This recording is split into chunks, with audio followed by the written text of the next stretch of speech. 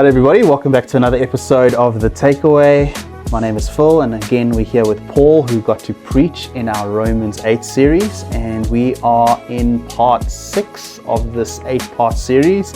And Paul, you got to preach on God's purpose in every piece, and the word peace is not peace as in peace be with you, but peace as in puzzle piece in every piece of our lives. And this was all centered around Romans 28:28, which is in the top 10 most famous and most used verses in the world. So let's unpack a little bit of what you preached. Yeah, I think I started off with this analogy of puzzle pieces. And it's important for us to talk about Romans 8:28 in the context that it was written.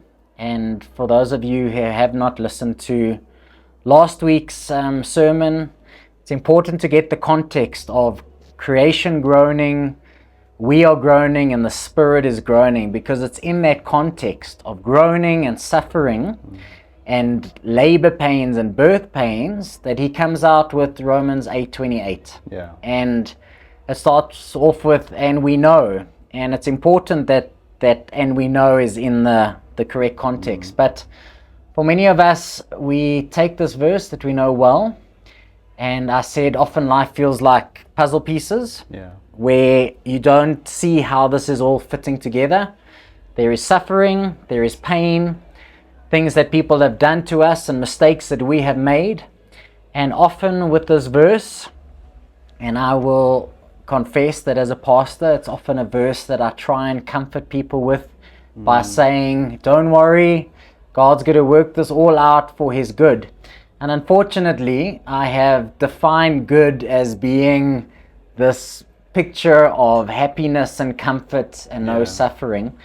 And in a sense, I want to actually apologize where I have taken a verse that I thought I knew, and it's like giving someone medication to feel good in the difficult times.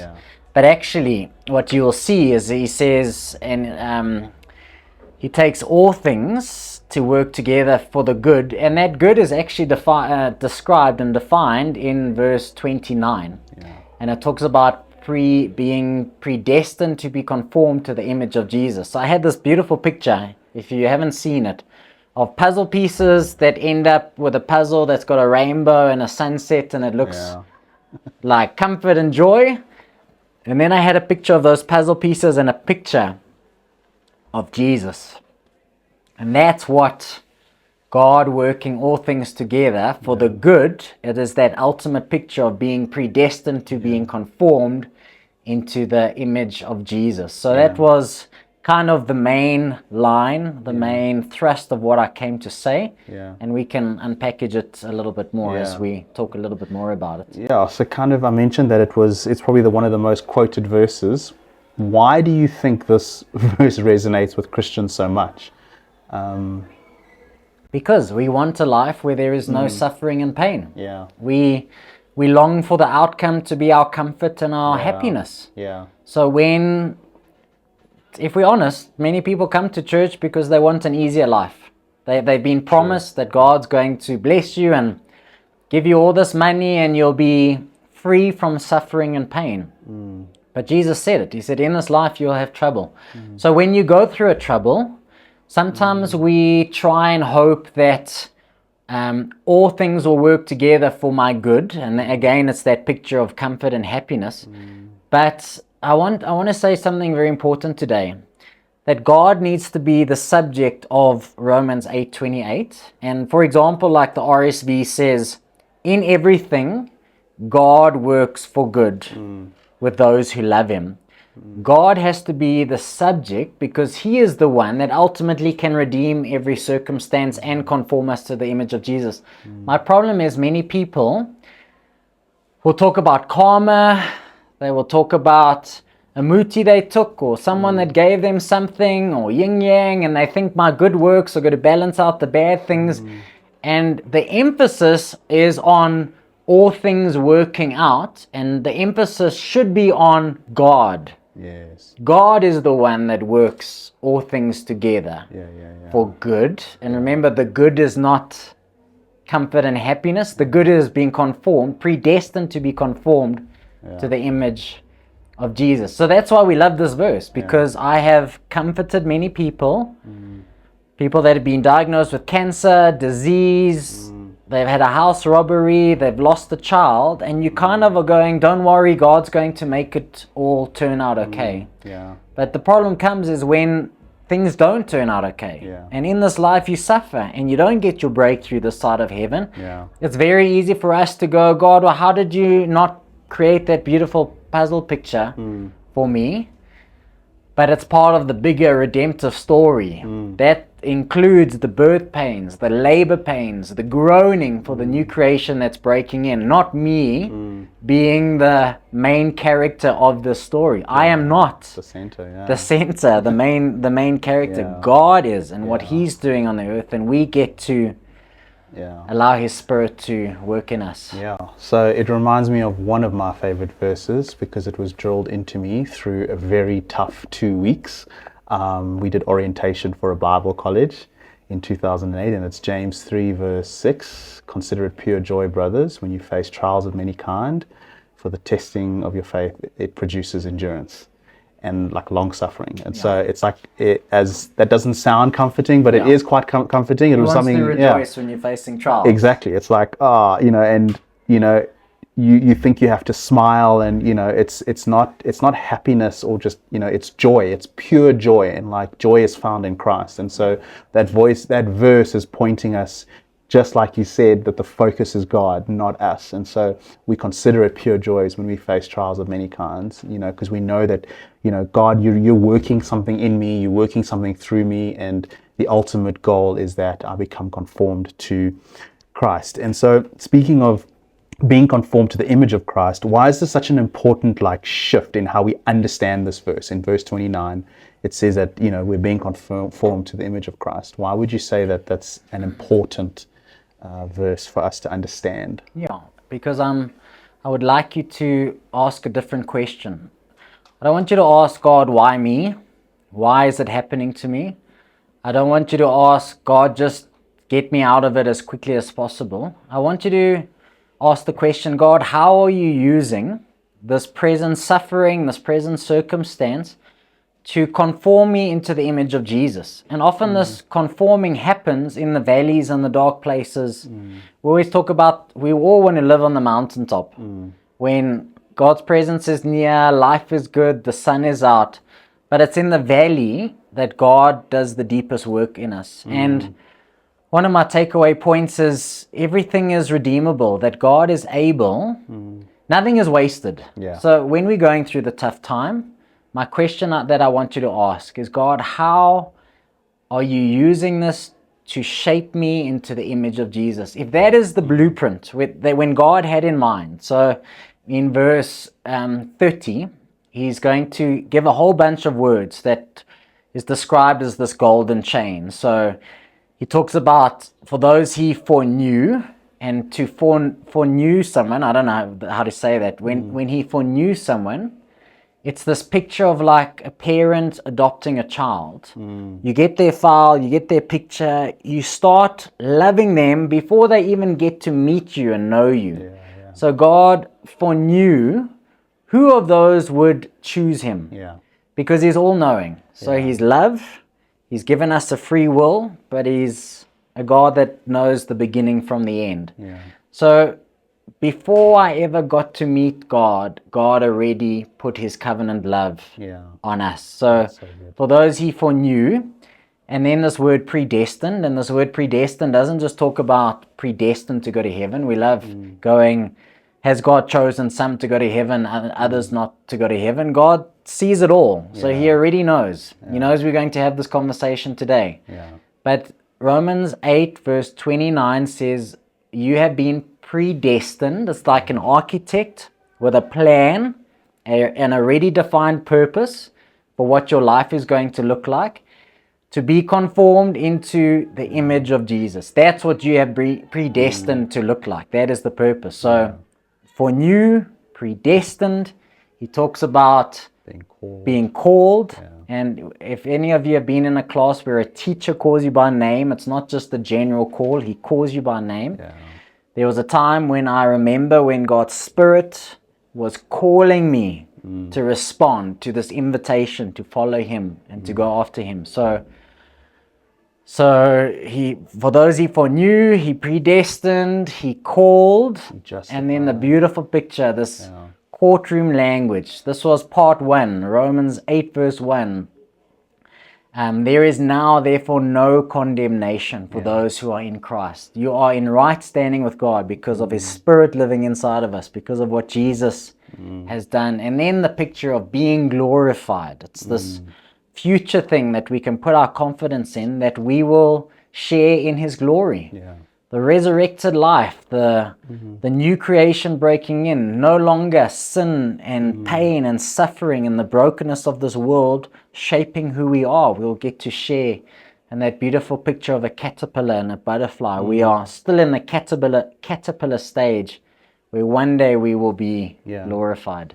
So taking those words, what encouragement could we as Christians kind of take, understanding that, you know, we're not doing the work, but that God is acting in every one of those steps?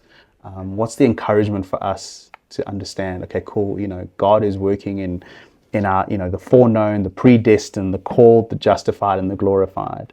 What's that encouragement for the Christian today?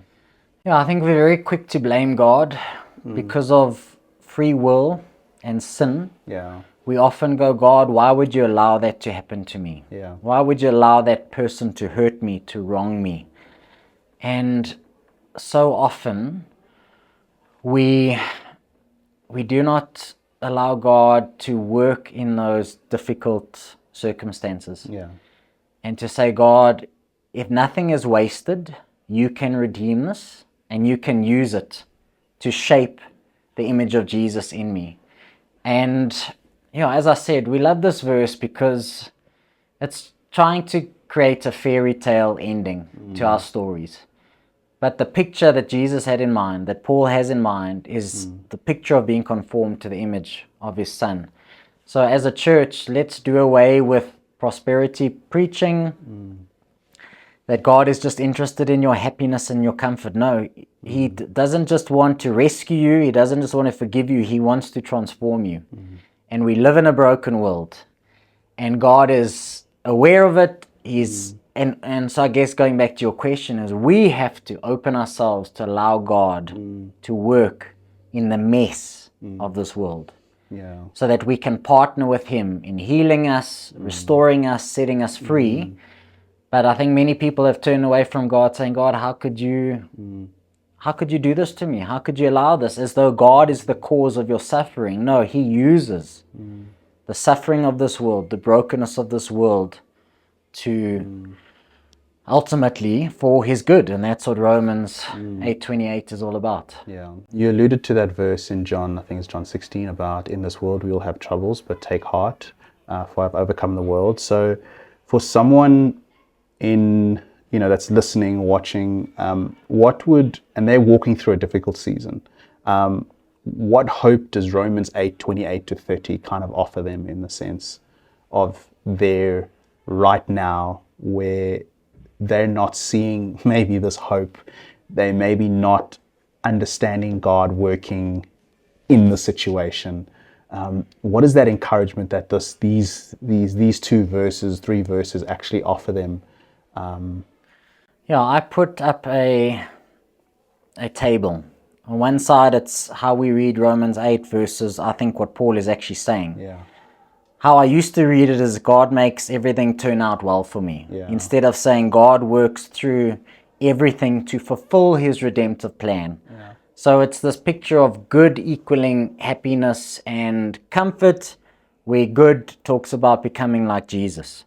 It's not about my individual comfort, it's about participating in God's mission. It's not just about God change my circumstance. It's about character and vocation. It's that transformation that God is doing. So it's moving away from this short-term perspective to this new creation perspective. There are labor pains. God is doing something on the earth. We get to participate in it. it's not just about God, come and work all things together for my good. It is submitting to what God is doing in a world that is broken and hurting. Yeah. So in closing, kind of like that takeaway, you started off with these puzzle pieces. So for someone who feels today like their life is just these puzzle pieces scattered on a table, and one day, it's all either just going to work out, it's going to be the rainbows and sunshine, or it's, what's the encouragement you would leave for them to just take out of this life with that kind of view? So three takeaways for the week, if you can meditate on these and think about these. But the first one being, nothing in your life is outside of God's ability to redeem. Yeah. Okay? So that difficulty you went through is not wasted. God can still use it. God can redeem and heal and restore and bring something beautiful out of the ashes and the pain. Okay? So, I think one of my main points is the picture of the puzzles, that the goal is to be conformed to the image of Jesus, not just the rainbows and butterflies. Yeah. So that's the good. Whenever you quote this verse, for God works all things together for the good. That good, you need to remember the definition of that good, which is defined in verse 29. And then the story of your life does not end with struggle, it ends with glory. And that's that bigger picture of sharing in the glory. One day we will be glorified. So we are saved, we are justified, we're made right with God. We are being sanctified. That's the sanctification process of being conformed to the image of Jesus. And one day we will be glorified, sharing in his ultimate glory. But how my story ends on this earth, I don't know. It could still be pain and suffering and tragedy, but the hope is glorification one day. Yeah. He started something, he will bring it to completion. Yeah. And that's the promise that he has with this Romans 8, 28, 29, and 30. Cool. Yeah, thanks, Paul. I hope those of you watching are encouraged by today's episode. I want to encourage you, go and watch the sermon again and again and again, and let it sink in. I think every time you kind of go back, you eventually find something that maybe you've missed, and maybe there are some points that are there that stand out for you. But also, I think, taking it a step further, if there are people in your world that you know that are going through suffering, that are going through a tough time, maybe they're not Christian, maybe they are, but this sermon and this conversation is something that you can use to encourage people. And so, we want to encourage you to share it with someone in your world that is maybe, a little bit confused about, God, why is this happening? Like you said, why me? Why is this happening? And instead of God, what are you showing me in this season, in this situation? How can I become more conformed to your likeness? And so, we trust that you've been encouraged by the conversation, and we hope that you have a blessed week, and we'll see you in the next episode. Two more left, and then we'll carry on. Thank you. Thanks, Phil. Cheers. Bye. Cheers. Bye.